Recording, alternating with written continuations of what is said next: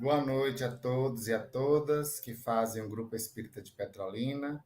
Agradeço a Ivanice pelo convite para podermos estar aqui hoje conversando um pouco sobre o Evangelho de Jesus. E hoje o tema de nossa conversa fraterna é a parábola da pérola preciosa, que está lá em Mateus, capítulo 13, versículos de 45 a 46. Essa parábola só está descrita em Mateus. Então, para iniciarmos, nós vamos ler essa parábola, que nos diz: O reino dos céus é semelhante ao homem negociante que busca boas pérolas. E encontrando uma pérola de grande valor, foi, vendeu tudo quanto tinha e comprou-a. Então, as pérolas verdadeiras, elas costumam ser muito caras, né? Em razão das dificuldades para capturar essas pérolas. Elas são produzidas no interior das conchas das ostras, que são animais marinhos, né, moluscos, e se encontram no fundo dos oceanos, né, na profundeza dos mares. Essas pérolas são produzidas por secreções, né, que vão sendo secretadas e pelo corpo desses animais ou qualquer substância que caia ali no seu interior. Então, as substâncias vão entrando, vão sendo agregadas a essas secreções e a pérola vai sendo produzida. Então, à medida que o animal é ferido pelo ambiente externo, ele vai secretando e vai produzindo pérolas. Isso nos diz muita coisa, né? Porque a própria formação da pérola depende das agressões do meio que o animal sofre. Então, a beleza e o brilho das pérolas só vão se revelar quando expostas ao sol. Nada mais justo, então, do que comparar o reino dos céus a uma pérola de grande valor, que, quando encontrada por um negociante, ele vende tudo o que tinha para tê-la consigo, né? Então, nós temos aí duas reflexões principais logo de início. O animal sofre agressões do meio para poder produzir uma pérola de grande valor. Assim somos nós, né, que mesmo sob as intempéries e as vicissitudes da vida, devemos nos resignar e manter a nossa, o nosso foco no bem, nas atitudes do bem, trabalhando pelo bem, produzindo aí pérolas onde nós caminharmos, né, por onde passarmos. A semelhança da produção de pérola, o homem que alcança o reino dos céus também passa por provações e dores. Nós somos feridos em diferentes oportunidades durante nosso processo de ascensão, mas superados esses desafios, nós liberamos das nossas conchas, né, a nossa luz espiritual à vista de todos, como nos aconselhou Jesus: deixai vossa luz brilhar entre os homens. Tá? Então, mesmo diante de todas as nossas dificuldades diárias, nessa caminhada que empreendemos no planeta Terra, nós temos oportunidades diferentes de exercer o bem, de atuar no bem, de trabalhar pelo bem, de pensar e vibrar no bem. Então, mesmo ferido pelas atitudes de outros, né, ou pelas dificuldades do dia a dia, somos capazes de elevar nosso pensamento em prece, nos conectarmos com Deus e com a espiritualidade e produzirmos bons frutos. Esse é o grande mote do Evangelho de hoje, né? A produção de frutos, mesmo diante dessas dificuldades. Então, nos dias atuais, em que o planeta Terra vem sendo sacudido por tanta violência, por doenças, por tantas partidas bruscas, é importante nós pensarmos sobre isso. Mesmo diante de todas essas situações, somos capazes de ajudar nossos semelhantes, seja com a palavra de afeto, seja com um abraço, seja com a caridade material, através da caridade material, mas principalmente através da caridade como pensada por Jesus. E vamos então trilhando o nosso caminho, espargindo luz ou distribuindo pérolas. No livro O Evangelho dos Humildes, de Eliseu Rigonati, um livro muito bom, no seu capítulo 13, ele vai dizer que na parábola da pérola de grande valor, Jesus enfatiza a felicidade e a aventura de quem encontra tais riquezas, a ponto de dispor todos os demais bens que possui. Então, quando o homem encontra na sua realização diária o valor de servir, o valor de estar auxiliando seus companheiros de caminhada, né? Quando ele descobre o valor do amor, do valor universal, ele então é capaz de se desfazer de todo o mas e se dedicar apenas a essa riqueza que ele agora tem acesso, né? Que é o bem maior. Então, predomina ali, né, nessa parábola, o sentimento o sentido da transformação espiritual pela aquisição de virtudes. Jesus está aí nos advertindo que a verdadeira finalidade da nossa vida terrena é obtermos a riqueza espiritual, né? Então, logo que a gente possa compreender que a felicidade não consiste na posse transitória das coisas do mundo, de bom grado nós passaremos a trabalhar ativamente para entrarmos na posse dos bens espirituais. É assim que, na nossa parábola, o negociante de pérolas, que trocou tudo por uma pérola de alto preço, assim também nós, quando compreendermos o valor dos bens espirituais, tudo trocaremos por eles.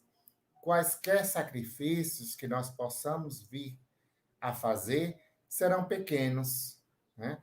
Para realizarmos o reino de Deus no íntimo da nossa alma, né? Então é importante a gente lembrar aí que a construção do reino de Deus, ele começa em nós, começa no íntimo da nossa alma, né? Então a aquisição dos valores espirituais são essenciais para que a gente possa construir esse reino de Deus e poder levar esse reino de Deus até os demais através dos nossos exemplos, das nossas atitudes, dos nossos comportamentos. No Evangelho segundo o Espiritismo, no capítulo 25, no item 2, vai nos dizer que o processo de aquisição de bens espirituais é variável de indivíduo para indivíduo e intransferível. Entretanto, há um momento decisivo na vida de cada um de nós, caracterizado pela transformação definitiva no bem, ou da conquista do reino dos céus no nosso íntimo. Tá? Na infância da humanidade, o homem se aplica à inteligência à cata do alimento, né? Então, nós vemos isso, os mundos primitivos. O homem só se preocupa em alimentar-se, em preservar-se das intempéries, em se defender dos inimigos. Deus, porém, lhe deu a mais do que outorgou aos animais, o desejo incessante de melhorar. E é esse desejo que vai impelindo o homem adiante ao seu crescimento, à busca de melhorar a sua posição, à pesquisa dos meios para que ele possa melhorar a sua posição no mundo. E é através dessas pesquisas que a inteligência lhe engrandece e o moral lhe depura. As necessidades do corpo vão ser, então, sucedidas pelas necessidades do espírito. Depois do alimento material, o homem descobre que precisa do alimento espiritual. E é assim que ele vai passando dos mundos primitivos para os mundos mais evoluídos, ou seja, da selvageria à civilização. Tá? Então é preciso buscar os meios através da ciência, da pesquisa, do nosso desenvolvimento intelectual para melhorarmos a posição, sem esquecermos que os bens materiais são transitórios e os bens reais são os bens espirituais. Então, à medida que desenvolvemos nosso intelecto, buscamos também desenvolver a nossa moralidade. No livro Mestre da Educação, de Pedro Camargo, psicografia de Pedro Camargo pelo Espírito Vinícius, ele vai nos lembrar que o homem vale muito mais que o mundo todo com as suas jazidas, né? Os seus diamantes, as suas pérolas, né? Toda sorte de pedras preciosas. Não obstante, se o homem se esquecer do seu valor interior, né? Do que é realmente importante no seu interior, do seu valor intrínseco, ele se perde no seu caminho, tá? O preço disso é inestimável, porque ele vai se consumir, ele vai se esgotar, gastando energia buscando algo que é perecível, né? Aquilo que o valor é muito discutível, porque é um valor que é estabelecido pelos caprichos, pelas vaidades do homem, né? Assim são os bens materiais e os valores materiais. Quem estabelece o valor de cada bem material é o próprio homem, são seus próprios caprichos, seus próprios interesses pessoais. Mas os verdadeiros valores, as verdadeiras riquezas, elas estão no interior do homem, né? Está no seu caráter, nos seus sentimentos, na sua inteligência e na forma como ele aplica essa inteligência. Tá? Sua verdadeira riqueza interior é o espírito, é a alma, é o seu eu imortal, sede das faculdades e poderes de origem divina. Faculdades essas e poderes esses que vão permitir que o homem avance, né, em direção ao bom, ao belo e ao bem.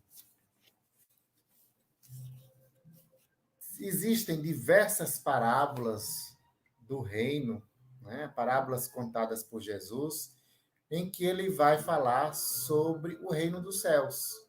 E ele sempre vai comparar, como na parábola de hoje, né, que o reino dos céus é semelhante a, então, a um homem que encontrou uma pérola tão valiosa que ele foi capaz de vender tudo que tinha e comprar e adquirir essa única pérola. Né? E o reino dos céus também é semelhante ao homem que semeou boa semente no seu campo. Né? Então, sabemos que temos um caminho a trilhar, mas o importante na nossa vida não é o caminho, e sim a forma pela qual andamos, né? O nosso caminhar é importante. Então, ao homem que semeia boas sementes no seu caminho ou no seu campo, ele é semelhante, né, ao reino dos céus. Né? A sua trajetória é semelhante. O reino dos céus é semelhante também a um grão de mostarda. É semelhante ao fermento que uma mulher tomou para a produção do alimento. É semelhante a um tesouro oculto no campo. Né? É semelhante a um negociante que procura boas pérolas. É semelhante a uma rede que é lançada no mar e dali se colhe muito. Né? É semelhante a um dono de casa que saiu de madrugada, é semelhante a um rei que celebrou as bodas do seu filho, a 10 virgens que, tomando suas lâmpadas, né, saíram a iluminar, e ao homem que ao sair de viagem, então veja que o Evangelho de Mateus, ele, Jesus vai comparando o reino dos céus a exemplos do nosso dia a dia, retirados do nosso dia a dia. Mas sempre esse reino dos céus há algo que nós somos capazes de fazer, de desenvolver. Então é importante nós estarmos atentos a isso. A busca do reino de Deus, ou o reino dos céus, é individual e intransferível. E nós somos capazes de, através do nosso intelecto, produzir ações, atos e comportamentos que semeiem, que espalhem no nosso caminho boas sementes, né? Que façam brotar no nosso caminho flores, que através da nossa caminhada nós sejamos capazes de iluminar, né, o caminho para aqueles que seguem, né, ao nosso lado ou depois de nós. Que nós sejamos capazes de adicionar gosto, fermento, sal, né, nessa caminhada, porque o que nós fazemos é parte do nosso íntimo e nós fazemos com prazer, com amor, com dedicação, com abnegação, com gentileza. Então, a aquisição desses valores, a coragem, a gentileza, a afetividade, a atenção para com o outro, a prática da caridade, né, a busca da verdadeira verdade, é indispensável para a aquisição do reino de Deus em nós, mesmo diante no mundo, né? Mesmo estando nesse mundo, nesse planeta Terra, diante e suscetível a diversas agressões sofridas pelo meio.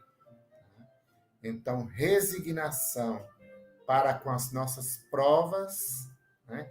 E foco e atenção no outro, né? Em nós e no outro, e na permanência no bem. E como permanecermos no bem? Observando as leis divinas, as leis naturais. E aí não tem erro, né? Se eu conheço as leis naturais, se eu conheço as leis divinas, sei que elas são eternas e imutáveis, a observância dessas leis vai fazer com que eu permaneça vigilante no bem, né? Sempre vigilante. E atuando no bem, vou desenvolvendo as virtudes necessárias para a aquisição do reino de Deus em nós, até que eu perceba, então, eu como indivíduo gerador de pérolas. Pérolas essas que irão encantar, que irão auxiliar, que irão iluminar a minha vida e a vida dos meus companheiros de jornada. Né? Jesus nos lembra que é desejo do Pai que nós recebamos o reino de Deus em sua plenitude. Né? O reino de Deus nos traz tudo, nos traz a felicidade completa, né? Não a felicidade parcial ou a felicidade possível nesse mundo, mas a felicidade consigo mesmo, em paz com o mundo. A felicidade que Jesus nos falava, a paz que Jesus pregava para nós. Então, em que consiste essa implantação do reino de Deus no nosso íntimo, para que a gente possa vivê-lo em sua plenitude? Tá? Primeiro, como a gente já falou, a implementação da vontade divina no coração dos homens, né? Na vigilância e observância das leis naturais, das leis divinas. Em Romanos, Paulo vai dizer que o reino de Deus é um reino de justiça, de paz e de alegria. Então, buscar a justiça, a justiça para todos, a justiça em todos os seus aspectos, tá? A justiça social, a justiça individual, a nossa justiça para com os outros, tá? Evitando os julgamentos e praticando a indulgência e a benevolência indistintamente.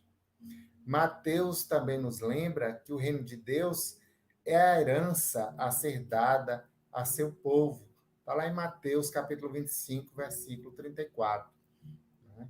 Então, o reino de Deus, a aquisição dos meus valores, é aquilo que eu deixo de herança para as pessoas, é aquilo que eu deixo de exemplo para os outros, para meus filhos, para meus sobrinhos, para meus amigos, para meus familiares. E Mateus também nos lembra que nós oramos assim, né? Na belíssima oração do Pai Nosso, que é a forma como que Jesus nos ensina para nos conectarmos com o Pai. Venha a nós o teu reino. Mas antes que venha a nós o reino de Deus, é preciso que nós busquemos o reino de Deus. Tá? Então é preciso que a gente vá até o reino, para que o reino possa se instalar em nós. Né? Então é preciso um movimento de busca incessante, por melhoria, por crescimento, por entendimento. Né? O Espírito da Verdade nos orienta. Espíritas,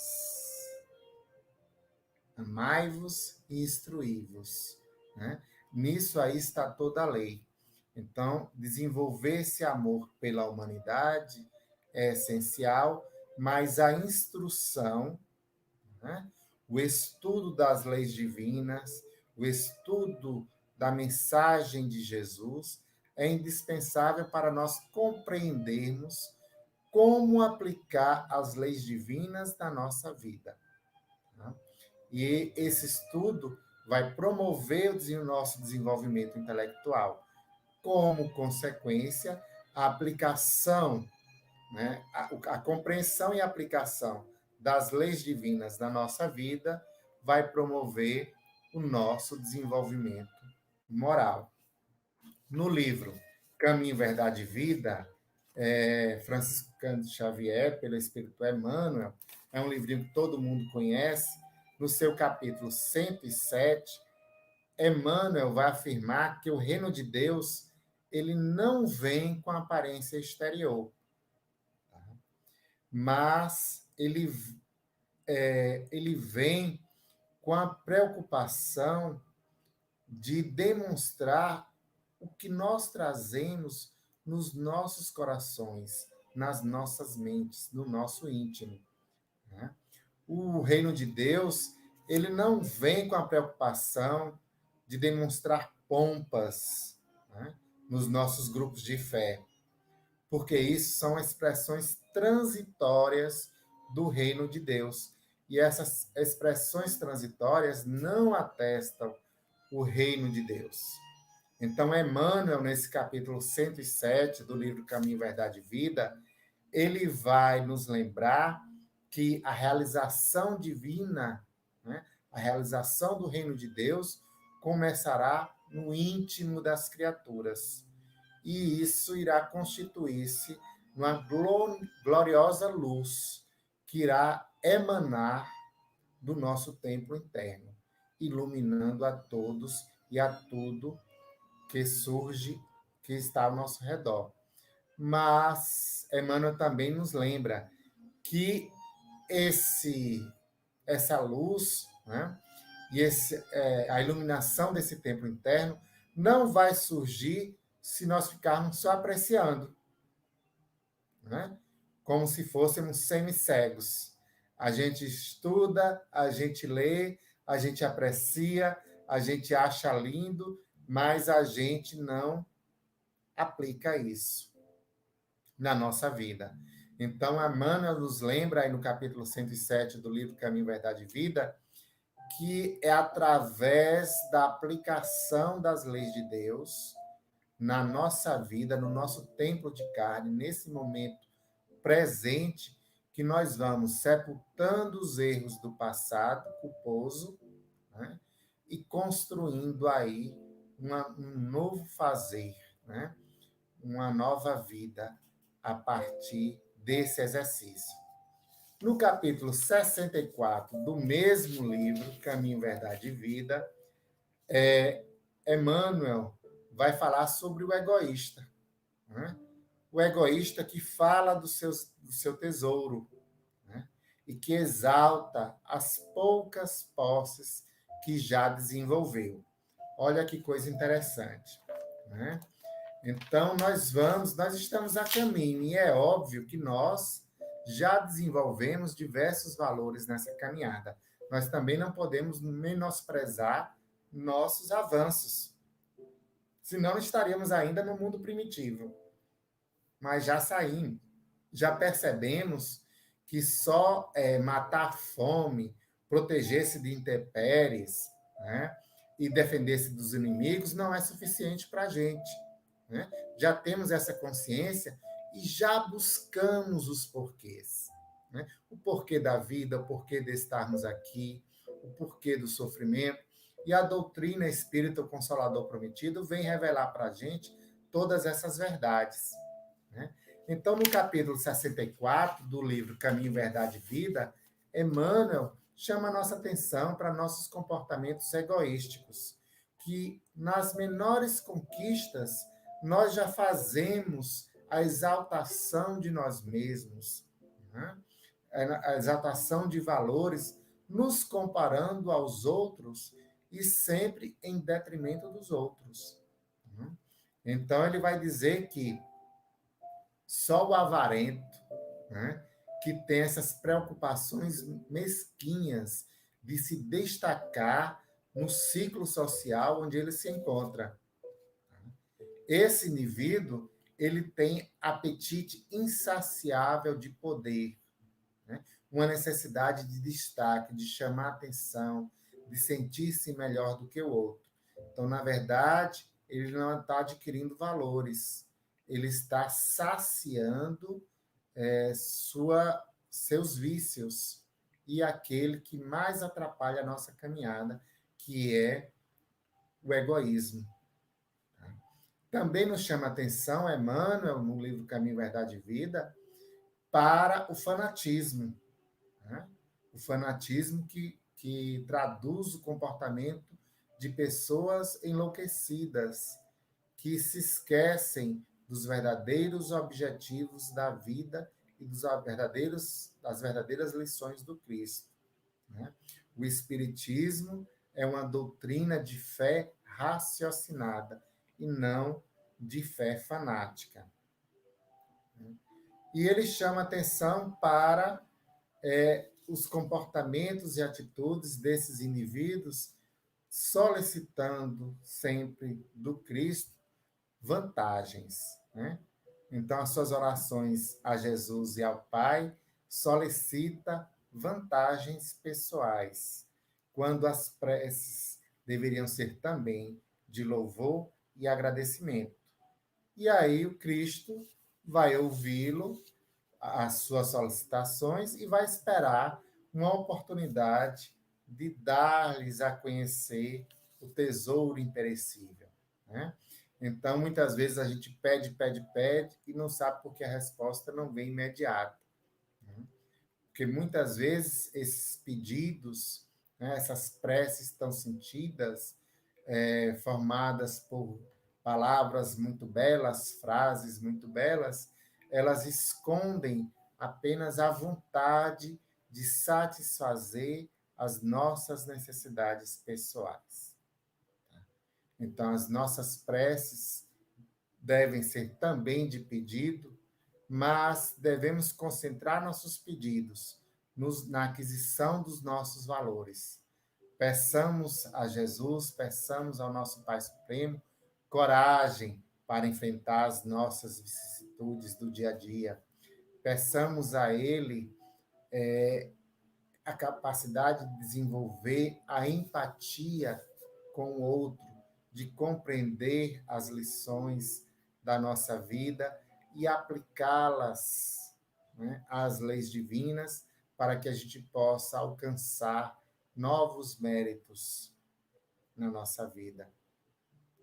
E agradeçamos a oportunidade de estarmos aqui neste mundo, agradeçamos a oportunidade de termos sentidos que nos integram ao mundo e à vida e às outras pessoas e que nos permitem perceber e diferenciar o bem do mal, o certo do errado, a sombra da luz. Agradecemos pelo corpo físico que temos, que nos dá a oportunidade de agir através das nossas mãos, sendo nossas mãos instrumentos da vontade divina em auxílio aos mais necessitados. Agradecemos a Deus pela nossa visão, pela visão que nos permite contemplar o nosso semelhante e toda a sua obra. E temos tantos motivos para louvar, para agradecer. A oração do Pai Nosso, ela começa, né, com um pedido, mas ela termina, né, em agradecimento. Então, meditemos a cada dia na oração sentida do Pai Nosso, porque ela retrata, né, toda, todo o nosso comportamento em relação ao Pai Celestial, né? Como deve ser nossa percepção do Pai Celestial. Então, começa dizendo que o Pai é nosso. Então, se o Pai é nosso, nós somos irmãos. Então, peçamos ao Pai coragem para compreendermos e inteligência para compreendermos essa verdade universal, de que somos irmãos, filhos do mesmo Pai, sujeitos às mesmas intempéries, mas sujeitos também aos mesmos ganhos, aos mesmos benefícios que a vida pode ofertar para a gente. E assim, com esse sentimento de agradecimento pela oportunidade de estarmos neste mundo, nesta vida, que eu agradeço o convite e a oportunidade de estarmos aqui com vocês, conversando sobre o Evangelho de Jesus. E sigamos a lição desse negociante, né? Busquemos nossas pérolas nesse momento, nesse caminho que estamos, diante de todas as nossas dificuldades. Permaneçamos vigilantes das leis divinas e vamos, então, semeando amor, bondade, carinho, afetividade, atenção, perdão, sendo indulgentes e benevolentes para com todos, amealhando para nós valores universais e valores eternos ao nosso espírito, desenvolvendo em nós a luz das nossas pérolas íntimas, que vão iluminar também a todos os nossos semelhantes, a todos aqueles que encontramos ao longo do nosso caminho, ofertando a Ele o que nós temos de melhor, as nossas pérolas íntimas, os nossos corações. Em Deus, agradeço a oportunidade e desejo a todos uma noite de paz, um bom descanso, uma oportunidade de refazimento e amanhã teremos uma nova oportunidade quando o sol raiar para todos nós, oportunidade de voltarmos a nos relacionar com o outro e com Deus de forma mais equânime, mais sincera, mais virtuosa. Muita paz para todos nós.